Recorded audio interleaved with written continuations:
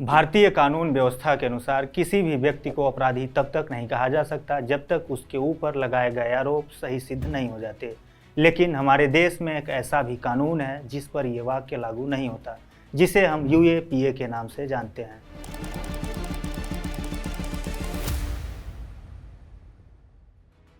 केंद्रीय राज्य गृह मंत्री नित्यानंद राय के द्वारा सौंपी गई एक रिपोर्ट के मुताबिक 2018 से लेकर 2022 तक कुल 5023 लोगों पर यूएपीए के तहत मुकदमा दर्ज किया गया। भारत के कई मानवाधिकार कार्यकर्ताओं के मुताबिक ये कानून एक बेहद सख्त कानून है, क्योंकि इसके तहत गिरफ्तार किए जाने वाले व्यक्तियों की तुलना में उनमें से दोषी पाए गए व्यक्तियों की संख्या में जमीन आसमान का फर्क पाया गया।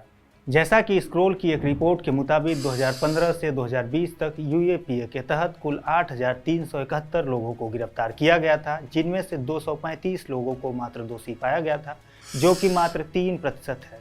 आज हम बात करेंगे एक ऐसे कानून के बारे में जो भारत में आतंकवाद और गैर कानूनी गतिविधियों पर शिकंजा कसने के लिए बनाया गया है। हम बात कर रहे हैं यूएपीए यानी अनलॉफुल एक्टिविटीज प्रिवेंशन एक्ट की। चलिए जानते हैं इसके बारे में विस्तार से। ये कानून 1967 में लाया गया था और इसका मुख्य उद्देश्य आतंकी गतिविधियों को रोकना है।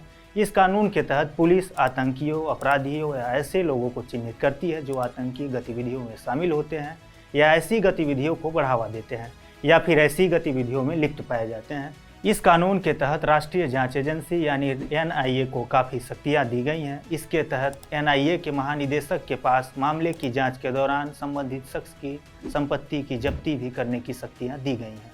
1967 में आए इस कानून में कुल अब तक 4 बार संशोधन किए जा चुके हैं।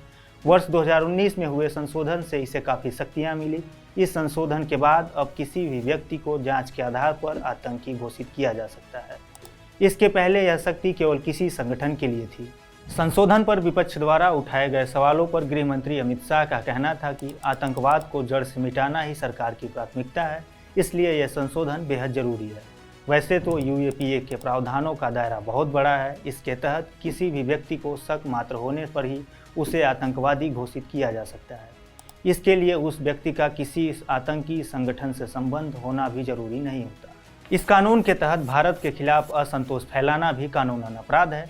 हालांकि इस असंतोष को पूरी तरह परिभाषित नहीं किया गया है।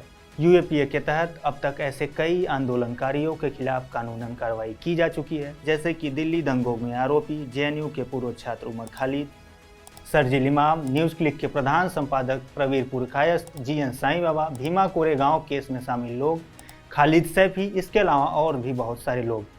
इसके अलावा कुछ प्रमुख आतंकवादी संगठनों पर भी यूएपीए के तहत कार्रवाई की जा चुकी है, जैसे कि जैसे मोहम्मद के सरगना मसूद अजहर, लश्कर-ए-तैयबा के मुखिया हाफिज सईद, आतंकी जकीर उर रहमान लखवी और आतंकी दाऊद इब्राहिम।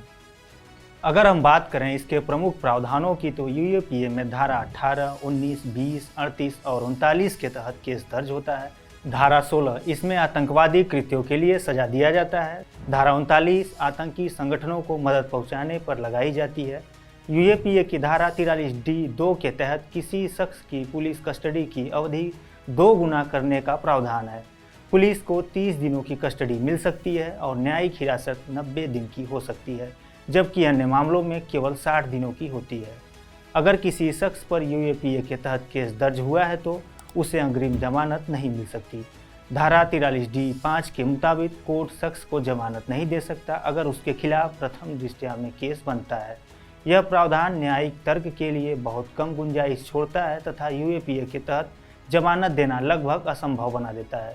राष्ट्रीय जांच एजेंसी बनाम जहूर अहमद शाह वटाली फैसले ने धारा 43D(5) की एक संकीर्ण व्याख्या प्रदान की, जिसमें कहा गया कि अदालत को मामले के गुण दोष पर गौर किए बिना घटनाओं के एनआईए के संस्करण को स्वीकार करना चाहिए, जिसमें एनआईए द्वारा आरोप तय किए जाने के बाद जमानत हासिल करना कठिन हो जाता है। भारत संघ बनाम के नजीब मामले में सुप्रीम कोर्ट ने लंबे समय तक कारावास के कारण अनुच्छेद 21 के अधिकारों का उल्लंघन के आधार पर जमानत देने की संभावनाओं पर प्रकाश डाला। वही गैरकानूनी संगठनों, आतंकवादी गैंग संगठनों की सदस्यता को लेकर इससे कड़ी सजा का प्रावधान है।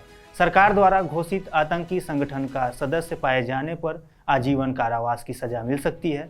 हालांकि समय समय पर इस कानून के कड़े प्रावधानों को लेकर विरोध हुआ है एवं इसकी सख्तियों पर सवाल खड़े हुए हैं, लेकिन अभी तक इसकी शक्तियां 2019 में हुए संशोधन के अनुसार ही हैं।